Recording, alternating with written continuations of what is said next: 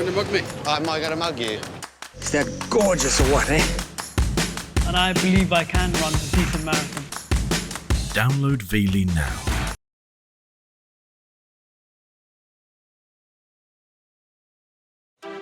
In the last episode of Reality Trip, the team worked on a banana and pineapple plantation. They plowed the fields. Go, Stephanie! Shut up! And planted banana trees. Woo, first banana tree. But Stephanie wasn't happy doing manual labor. So tired. And Peter wasn't happy with Stephanie. She planted 2 trees and she did a shitty job. Peter complained about the others as well. Trying to be friends with these people earns me being told what to do and being made fun of. Reality Trip follows 5 20-somethings on a journey of discovery. They're not widely traveled, so they have limited experience of how the rest of the world lives. Kieran's not terribly interested in the rest of the world. I don't need to worry about that because it doesn't affect me personally. Fashion lover Anna plans to be a New York fashion writer. Stevie helped raise her siblings and has empathy to spare. Peter's totally obsessed with computers and gaming. Stephanie loves shopping, makeup, and her Range Rover. This is my car. I love it so much. For 5 weeks, they will travel through Asia, walking in the shoes of the locals, living as they do. How will these real-life experiences affect our 5 young travelers? I'm going to be honest, I'm losing it.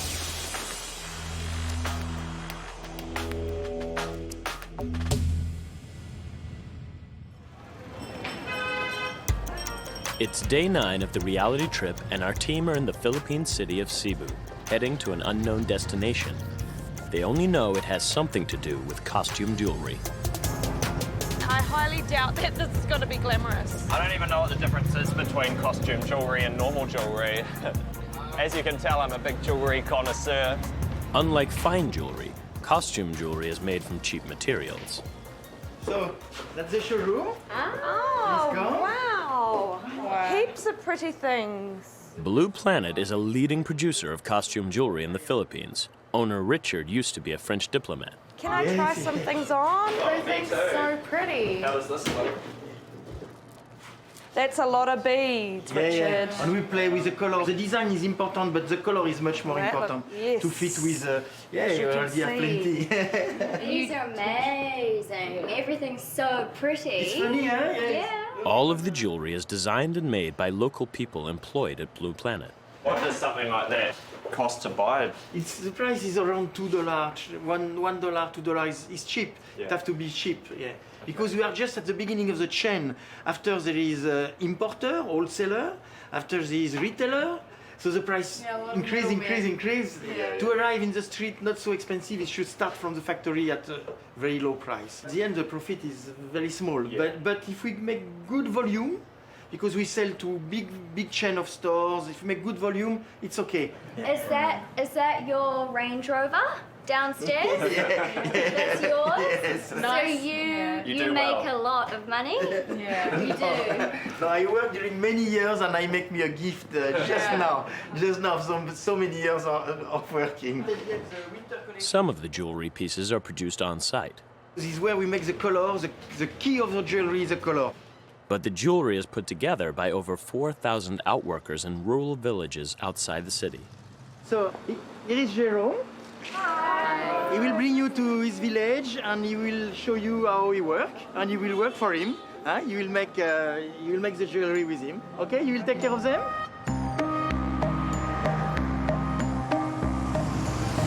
I was really surprised at how in-depth he let us go. Like, we saw next year's prototypes, we saw the very workroom. So nothing groundbreaking. Yeah.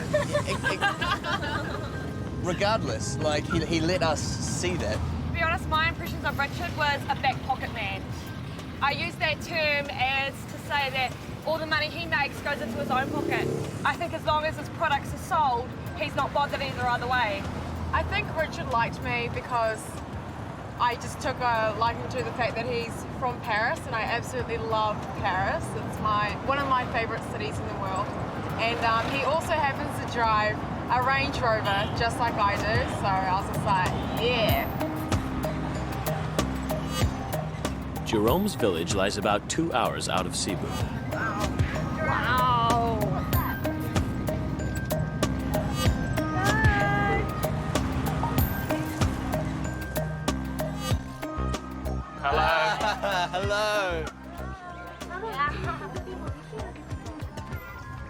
I think what we were considering was like just one person per family doing this work. No, that's whole families, isn't Yeah. it? Whole families. This is technically child labour.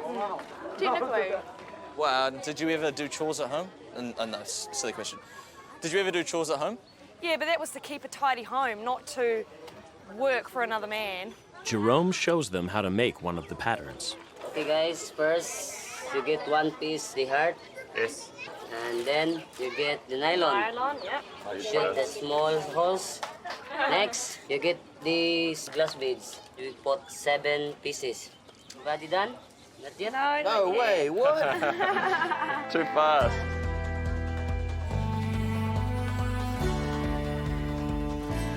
They're going to work for the next 3 hours to see how much jewelry they can make in that time and how much money they can earn.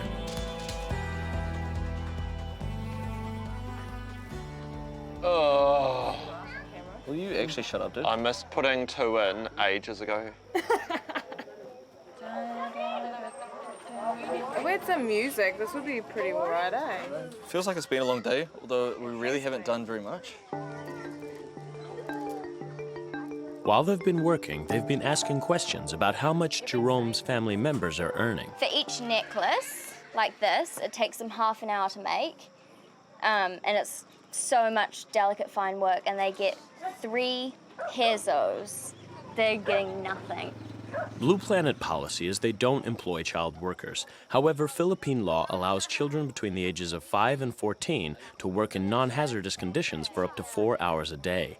I was talking to the 3 little girls I was sitting with, and I said, how old are you? Because they've been doing this sort of all day, and they all sort of go, 18, we're 18, ha, we're 18. And I'm like, oh, cool, so do you go to school? And they go, yeah.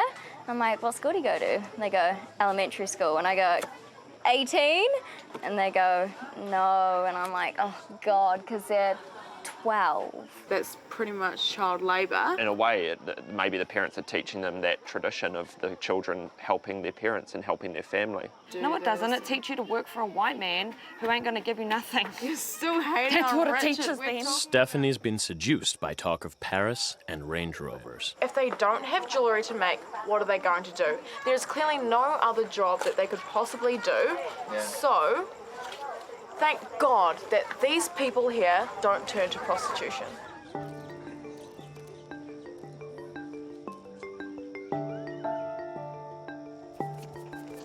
I've earned 1.5 actually. We've been here 3 hours, at and I don't even think I've earned a quarter I'm about halfway. of 3 I've pesos. come up with a new design, just like that. They've finished their 3 hours' work, but they'll have to wait to see how much they've earned. It's time to check out their sleeping quarters in the village hall. Oh, that's so cute. It's got Hello Kitty curtains. Thank you, Jerome. This Thank is you very very cool. much, Jerome. But there's an even cooler surprise in the next room. Oh my God. Internet. Peter, is this called a modem? Oh my goodness. Feels like being transported back to the 80s.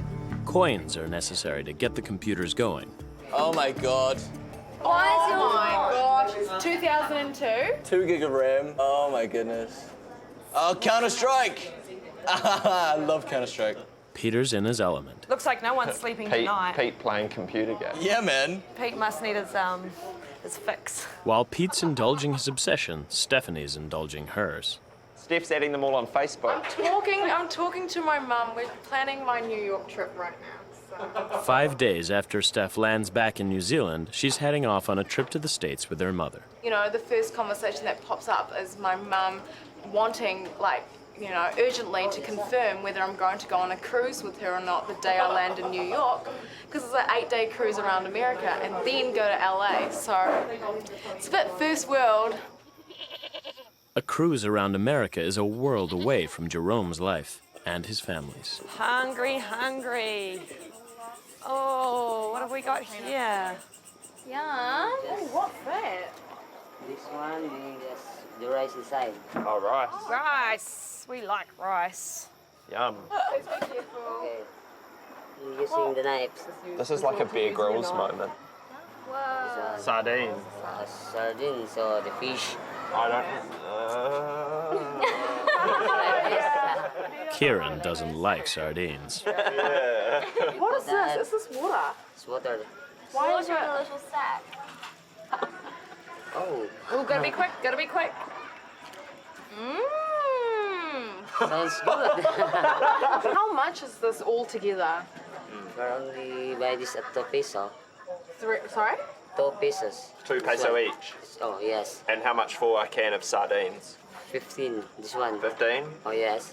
This very simple meal has cost Jerome over 100 pesos, roughly half of what he earns in a day working for Blue Planet. I'm gonna feel really bad when I eat the sardine and then I throw it up because I hate sardine because that's like 5 peso wasted. Yeah, it is. Do you eat this meal off? Is this what you have every night? Dinner? No, No? we are only using, we cook, Oh yeah. not use, we cannot save this. It's too expensive? It's expensive. Yeah, Right. okay. This is a feast, isn't it? Thank you. This is a nice, yeah. This is yum. We're very, very impressed. Thank you. Coming up, why is Kieran so annoyed with the girls? The rooster and Kieran are both up bright and early, and Kieran's ready to play. He puts a fake spider next to Anna's pillow. He gets Peter to slam the door to wake her up. And then, What the is that? I swore every time. Right next to your pillow. it was a challenging night warding off insects, and one large resident took refuge behind a picture. Don't break anything.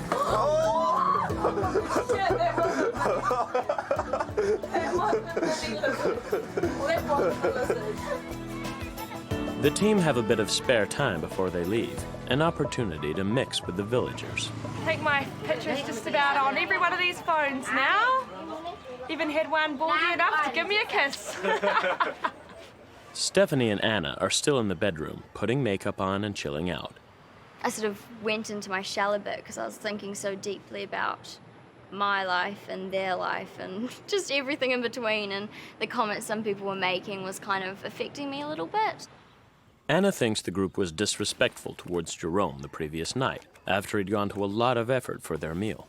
To have the group come in here and just be so disrespectful, I think, is really just awful. Kieran's thinking the same thing, but for a different reason. They're still in their room putting makeup on, and I went in there and Stephanie's laptop's out playing music, and they're just sitting there looking through photos. I said, man, you guys are antisocial. These people have like welcomed us here, and like they're letting us stay in their village, and they're like sitting in a room with the door shut, like just frick losers, man. Sleep time.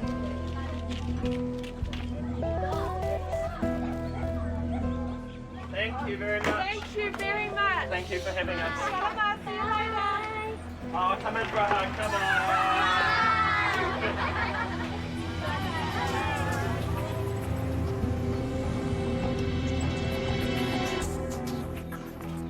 They've come to a small village called Tonke to meet another of Blue Planet's outworkers.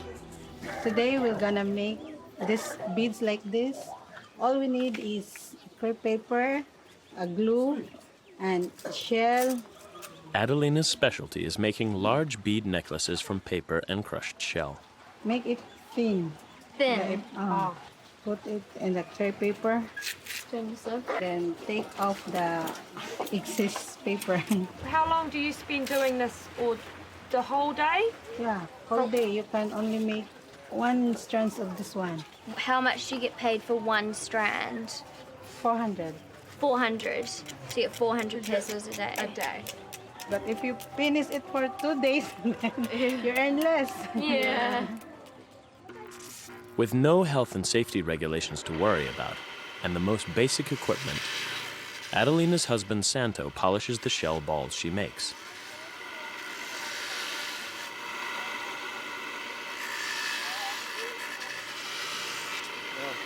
That's it. Yeah, you want to try? Yeah. Oh, a tiny seat. Alright, so like this? Like this. Yeah.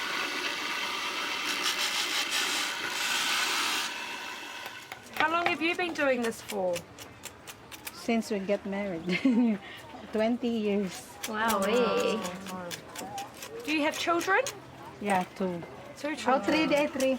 don't forget the third child. I just gave birth last month. Oh, congratulations. Do you get enough money to support your family? Is it easily? Oh, if there's an order, but like now, we almost 1 year we don't have very good orders. Only 2 strands sometimes, 2 strands in 1 month. How could we survive? So you get 2 of these? Yeah. 800 pesos for a month. Yeah. Oh, whoa, okay. No, that's squared up. Oh my god, that is... Oh, what a failure in every aspect. Very bad. Terrible. Not rounded. Not rounded. If Adelina or Santo had no work or became ill, then there's no government assistance they can fall back on. They had to sell their house to cover medical costs when their last child was born. How much is that? Almost 100,000.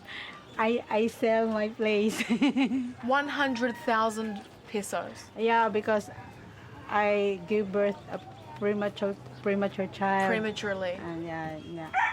He stayed in the hospital in the nursery almost 1 month. Very expensive. Yeah. So you sold your house. Yeah. If you don't have any money to go to the hospital, what do you do? Oh? Nothing. Oh, yeah. Maybe I'm gonna die. You're gonna die. Cottage industry work like jewelry making is becoming increasingly important for Adelina and other people in this village.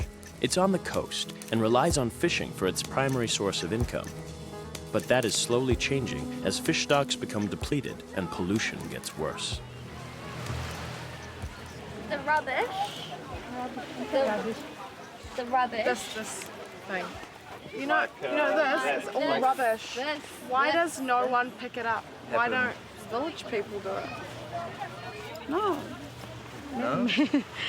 It's not your responsibility? I guess not. Yeah, I have many problems in my house. Yeah. Oh, okay. Have your own problems. to bear all these things. Yeah. Officials cleaned the beach 6 months ago, but people continue to dump their garbage here at night, mostly from outside the village. It just makes me angry, eh? Even just like the kids play in it and they just don't have issues playing amongst the rubbish. I'm not being rude, but it's disgusting. It's no respect for your land, you know? Shocking for us. How do you feel that we come from a foreign country and we come to your beach and this is what it's like? How do you feel? Sad. Yeah. It Sad upsets and you. ashamed. Yeah. Ashamed of our place. Yeah. But I cannot Yeah. I cannot hold the people's mind. Yeah. Next on Reality Trip, they were horrified by the garbage on Adelina's beach. Now they're having to collect trash on a massive dump site. They're back in Manila for the last leg of their visit to the Philippines, but nothing they've experienced so far compares with where they're going today. It's a slum, which should be interesting. However, Stephanie and Peter sound pretty sure of themselves. They're not even surprising to me anymore. I'm just so used to them. I'm just like, oh, your toilet doesn't have a lid? Sweet. Oh, there isn't water? Sweet. Live wires running ahead, Live wires? Sweet. No electricity? Sweet. Dogs that haven't eaten in months? Whatever. Nothing is sweet about Tondo. The Tondo area occupies less than 3 square miles, and over 400,000 people live here, making it one of the most densely populated places on Earth. But there's one very special place in Tondo, the dump site.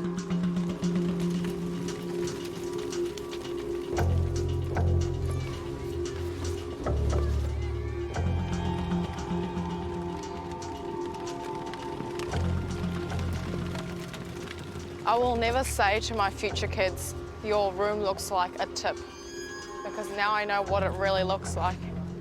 Who's the idiot now, guys? Not me, with the old face protection. 40 years ago, this part of Tondo was a beautiful fishing village. Now it's a collection of dwellings with 25,000 inhabitants, all eating, sleeping, and working on a mound of garbage 7 stories high. I wouldn't kennel a dog in these houses. It would be unfit for a dog from my perspective, but babies, newborn babies are living in this. Each day, trucks drop off fresh garbage from the cities, and the locals pick through it for recyclable plastics and metal, earning between 50 and 100 pesos a day. For the next few hours, our team are going to be doing the same as everyone else, scavenging. I have absolutely no idea what I'm looking for. Just putting bits of plastic in a bag. Esta and her 2 sons are garbage pickers and will be guides for the afternoon. So, ayos? What about, could you use that? No. Dito ayos? Oh. Damn it. Infection is rife here, so they're wearing gloves and protective footwear, unlike the locals. How much have you found? I don't know, that much. Looks like I'm gonna get 1/10 of a peso. Okay, I'm taking a break. Can't break, you've got to make your peso. My 1 peso. I can see the whole layout of the land up here. Friggin' nuggets of gold all through here. Just not that excited about rubbish. Oh look, Motorola phone. I remember when those was like the coolest ones in Intermedia. I've actually collected a couple of times. Oh my god, this is the exact shampoo I use, and I look. I've got a face mask on and this smells horrific. I can't imagine how you feel. Is it weird that I've gotten used to this smell already? You know, if I think of this as like a shopping trip, I'd probably win, but I don't, so I'm just gonna stay put. I was not keen for it at all. It didn't even seem like a fun challenge to me. Peter seems affected by this place and the state of the people. They literally dig through rubbish to get money, and they still find money for cigarettes. This place, man. I just kept picking things up and I just kept my head down the whole time. And that was for the purpose of not wanting to lift my head up to realise just how far and how much rubbish there was. But Stephanie's remarkably unaffected and disinterested. Wrong day to wear new pants, guys. Oh. Stephanie just like sat down like old King Tut. I'll sit here and you can pick up the rubbish. My bag's full! The contents of their bags are checked and then weighed. That umbrella won't get you far. That umbrella, all you have to do is put the hooks back on and it's good as new. Oh. Yeah, I'm happy with that. Yeah. 8 peso. Thank you. 2 kilos. Hey! Don't bother. I know. No need to weigh it. Do you... Oh my god, I just put this hook in my new, oh my god. Finally, there's engagement from Steph. Getting a rubbish pick at the rubbish dump in her new hot Nike pants definitely upset her. Stephanie recognizes how superficial that must have appeared when all those people have nothing. Of course it's superficial. I'm not gonna say it isn't. Of course it is. At the end of the day, what matters most is, you know, the state of their living standard. Definitely. Nah, I don't think anything will get to Stephanie on this trip. Hello. Hello, hi. Oh, wait, Kieran's bag is weighed, but no one realizes he's cheated. Okay, good. I put a heavy item in the bottom of my sack and then put all that legitimate rubbish on top. Kieran's prepared to rip off a local to be the best. Yeah, the best. Wait, 50 peso. What? 50. Hey! Thank you, sir. I did have the most rubbish. Whether that was through a legitimate way or not, I did have the most and I did win.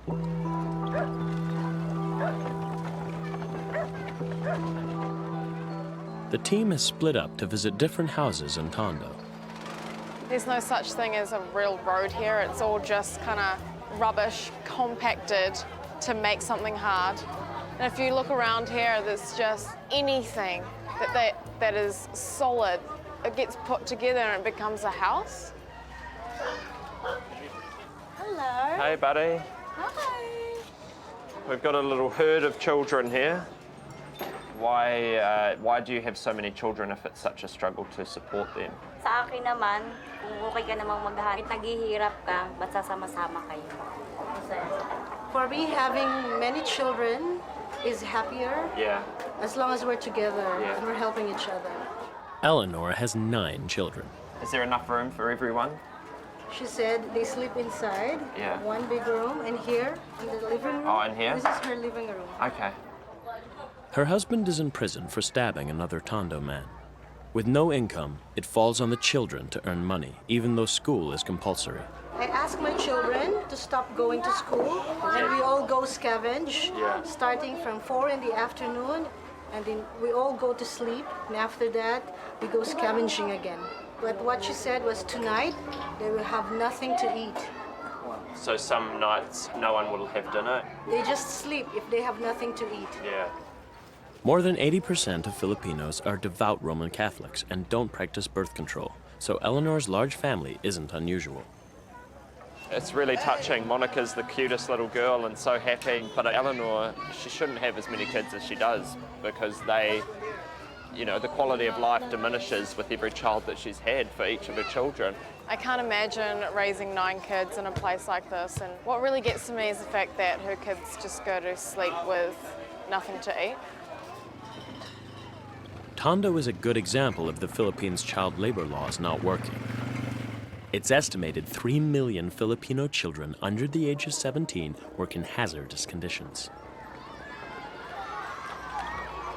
Esta was a maid in Manila, but lost her job, then married a garbage picker and moved to the dump site. So how long have you lived here? 10 years. 10 years here? Her house is so awful and she just doesn't have a floor. They're literally like sitting on a rubbish dump and her house is a shack. I've never seen anything like that before in my life. I didn't even know someone could actually live like that. How many children do you have? 2. 2. Oh, cool. And do you have a husband? Dead. Oh, sorry to hear that. Her husband died of cancer a few months earlier. Do you scavenge? Hindi po, sila lang. It's mostly the kids. Mostly the kids? Nestor is 14 and Elgin is 12. Because they're doing the scavenging, they don't go to school. Esta was married before, but that husband also died. She has 7 children from that marriage living with her mother on another island in the Philippines. It's 15 years since she last saw them, but she has talked to them on the phone. She wants to go home. If she could only swim going there, she would swim. Oh. Even the kids want to see their mother. Ito kaya iiwas ko dito eh. This other one is sniffing glue, starting to sniff glue. That's why I wanted to pull him out of here and bring him to Cebu because he's starting to hang out with the bad crowd. While Esta has no savings, she does have one thing of value, her house. Space is at such a premium in Tondo that this shack is worth something. She's selling it for 5,000 now. Before it was 10,000. And then it became 8 when her husband died, and now it's just 5,000. Hearing there's been no takers so far leads the girls into making a sudden decision. So 5,000 pesos. That's not a lot when you convert it back to New Zealand dollars. What if we just offered to pay the ticket for her? And her kids. Yeah. And that would get them out of this. I think and that the would- 14-year-old would stop sniffing glue. And I think that would make their world change something that would be so easy for me or you. How would you feel if we were to buy you a ticket to Cebu for tomorrow? 3 tickets to Cebu tomorrow. Ano random man yung bigyan nila kayo ng 3 tickets po para sa Cebu bukas? Bukas. Opo. Petsa 5 pa ako makauwi. Kung bukas ko ba? Wala. Game kayo umalis bukas ko. Yeah? Oh. Okay po kayo na habang hindi na kayo babalik dito? Hindi na. Is that all right? Kasi may benta ng bahay, hindi na tayo pwede babalik. Yeah. As long as once we leave, I will really never come back. Good. Good. Yay. Maligayang maligaya. Makita ko ng pamilya ko. I'm so happy I'm finally gonna see my family. Big hug, group hug. Cebu. The first sort of look she gave us was, "You're lying. You know, is this all just for the cameras?" And then I think she stood back and realised, oh, they're being serious. And then I think the feeling really sunk in for her, and she just, seeing those tears of joy. I felt really happy, felt like I could actually do something for them instead of just stand there and say hi. And it's just so good to be able to give them something that you know is just going to make such a difference in their lives. It's really nice. Coming up, garbage is turned into expensive fashion accessories. I would never think to keep my tab from my drink and make it into a bag. The average life expectancy in the Philippines is 68. In Tondo, it's 36. Common causes of death are respiratory diseases, parasites, infections, and malnutrition. When it rains really high, it just goes right up to the top of their houses. The smell is really bad from this river because the overflow from the cesspits of the tenement housing back here goes into this river. Jane Walker has been working in Tondo since 1996. She runs a charity organization which reuses some of the products found at the dump site. We make a lot of products from recycled materials. We make them as a means of providing work for some of the most disadvantaged mums and dads that are on the dump site, but also as an income-generating project for the charity as well. This woman stitches together the aluminum lining of old juice containers and toothpaste tubes to make bags and pencil cases. Probably the only pencil cases that are going to smell minty fresh, but hey. The colored pages of magazines are turned into necklaces, earrings, and bracelets, which are then sold in the West. I think they're an absolute work of art. The end creations that come out of this, like this necklace here, you'd never guess that was made from rubbish. The product they're best known for are the bags and computer cases made from the ring pulls off soda cans. It's so clever. What they're doing is so clever. I would never think to keep my tab from my drink and make it into a bag. How long will it take to make the bag over there? 2 days. Oh, 2 days. Oh, wow. One of these bags sells for about $80 US in a high street store in Tokyo. They're also sold in Australia, the UK, and the Arab Emirates. This is epic, straight up. It obviously works too. Yeah. These women are happy, their children aren't going through rubbish trying to find broken glass. We're so privileged in New Zealand. New Zealand has nothing on this, and there's so much we can do to help these people. And I think more needs to be done to sort of do that. Like Jane. If everyone was like Jane, the world would be, such a better place. It's time to catch up with Richard from Blue Planet to find out how much they earned for their half day of costume jewelry making. So you assemble jewelry. Yeah. Huh? Difficult, huh? Yeah. Special, huh? Yeah. So now you will get paid for what you did. Okay. So Lalan will give you your salary, which is 122 pesos. Do you see? It's a very small amount. It's only $3 US. Yeah, it's the price of one of your necklaces up there. In the But yes, showroom. it's the price of one necklace. Richard has been generous. Their output was low, so they shouldn't have earned that much. 120 pesos is about half what a Blue Planet worker gets for 8 hours of productive work. 250 peso, the minimum wage for a day. From what we saw, it seemed like they were struggling to eat dinner every night and to sort of provide for their families. It was a bit of a struggle. Do you think they but earn enough? You're right. No, you're right. Minimum salary, you struggle. Yeah. Minimum salary is not even $8 a day.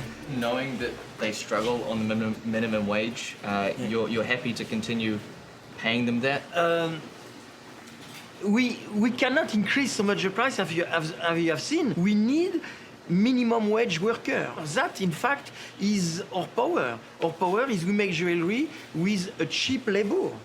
If we don't do that, the client will buy the jewelry from China because the wage is lower, or from Vietnam. From this job, would you say you get quite a lot of income? Are you quite wealthy from this job?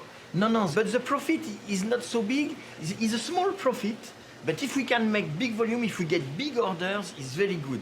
And we give work to so many people in the village. And they are free. If they want to work for somebody else, if they want to stop working with us because it's not enough, They are totally free. So there's no way you can pay them more. That's the problem of the market. Market, you buy the cheapest. Does the plight of people like Adelina and Jerome come back to the consumer? The person on the street who wants to pay as little as possible for something like a necklace or a bracelet?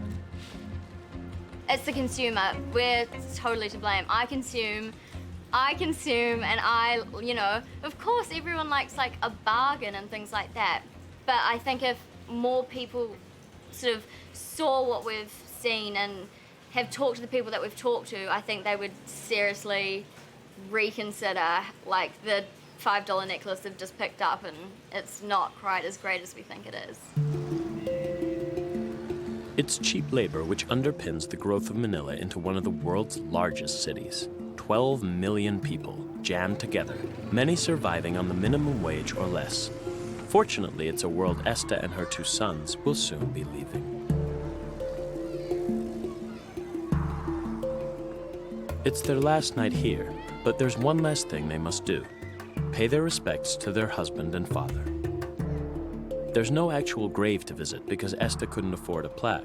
The best they can do is a Madonna at the gate.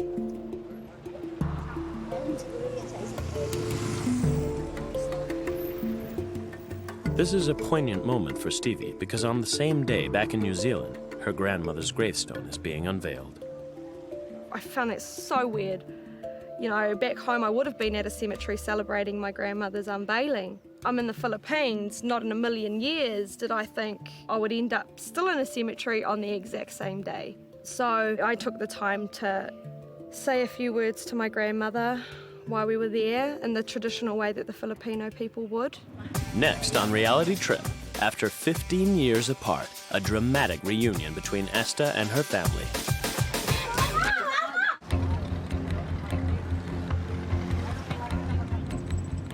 Anna and Stevie have paid for Esta and the boys to reunite with her other family, and they're going with them.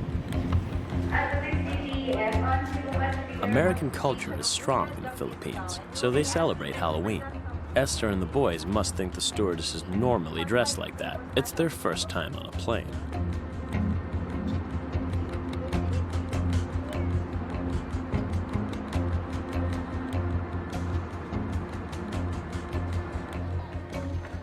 Peter, Stephanie, and Kieran are on their own journey into the back streets of Tondo. People living here will do almost anything to survive.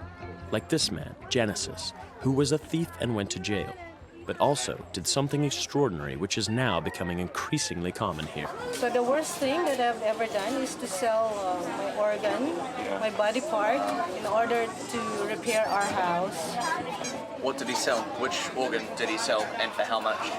It's 120. So he sold his kidney for 120,000 pesos. So the money was given to me by selling my kidney parts. 95,000 went for house repair. The rest went to drugs, for the booze, in going out with my friends, and in giving money to men. To men? Because he's gay. Right.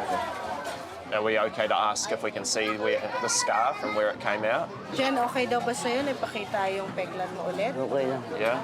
Yeah, he's okay with it. Okay. Oh, wow. Oh, it's reasonably clean cut. Yeah. When I first saw Genesis and heard about his story, I felt sick to my stomach. And then when I saw his scar, that's what made me just want to throw up. Because I was like just seeing it. Genesis knows his kidney went to a foreigner. He remembers seeing a blonde woman in the next bed when he was in hospital. Okay, so I'm the first person who sold my kidney here in our area. And so that started the organ trade here until my mother became a broker herself. Yeah, looking for other people who will sell also their kidneys. Is there any other organ that he would give up to get more pesos? Wala na po siguro. He's not planning on selling any body parts soon. Yeah. Kieran and Peter react very differently to Genesis. My approach is that he's just a waste on the world. It seems harsh, but he's not contributing anything to the world, and he's been in jail and he's done bad things. He's just a bad person in general. Is anyone a bad person? Really? He was impoverished, he had no money, he needed to repair his house, and he saw an easy out. Genesis sold his kidney long before the sale of organs became illegal here in 2008. But it's still happening. He takes them to meet another kidney donor, Vicente. So why did you sell your kidney? So Litoy, bakit mo daw nabenta yung kidney mo? Pagipitan po ng buhay. He says because it's out of desperation, because of the hard life. What was it that he was so desperate that he needed money for? The money that I got from the operation, I was able to buy a license. Now I am driving a truck. Oh, cool. Oh, nice. Thank you for showing us. It's a very private matter to talk about. We appreciate it.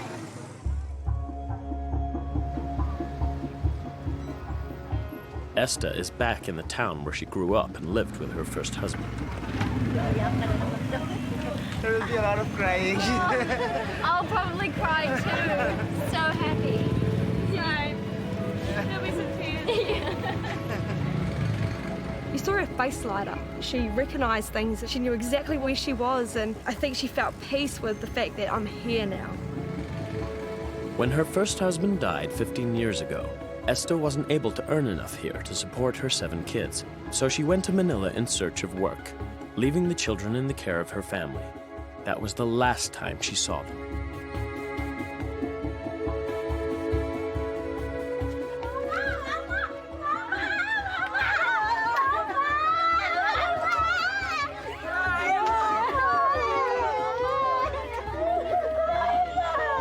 I feel so special, and seeing this moment is so precious to just watch and see a family who haven't seen each other for 15 years reunite. I haven't experienced anything at this emotional level. Like, it's almost like the emotion of death, but it's life. And look at all these grandbabies she gets to meet. Oh. Esta's family can support her and the boys until she finds work. Bye. Enjoy your time with your family. Now it's time for Anna and Stevie to leave. Surprise. Thank you. We will leave you with your family. Yeah. Thank you. Yeah, we will now return back to Manila. She's not coming back to No, Manila. never. No. Stay here.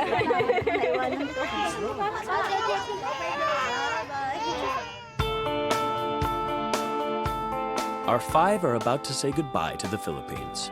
They started at the electronics factory, then worked on a banana plantation, and then made jewelry. But their experience in the Tondo slum has overwhelmed them. They're the worst place I've ever been to. It's definitely a sight that I'm not going to forget in a hurry.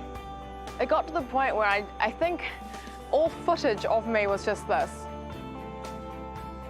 For some, it's changed the way they think. That was probably the most emotional 48 hours of my life. It really did sort of change the way I viewed things. Every time I see a piece of rubbish on the street, I'll probably think of Tondo. And every time I see a plastic bottle, I'd probably think that's money. Of all the group, Kieran is the least affected by the experience. I've had lots of really happy moments here, but nothing that's really upset me. I don't know why I don't feel things like you should feel about things. Maybe I'm a robot, peel off my skin and there'll be like an exoskeleton. He can't be a heartless robot because he's harboring some very strong feelings towards Peter. I am going to make a concerted effort to get under his skin and upset him. Not upset him, I don't want him to be upset and cry because then I'll feel bad and blah, blah, blah. I'm all about setting goals. If a goal is to get Pete home before the end of this trip, it will happen.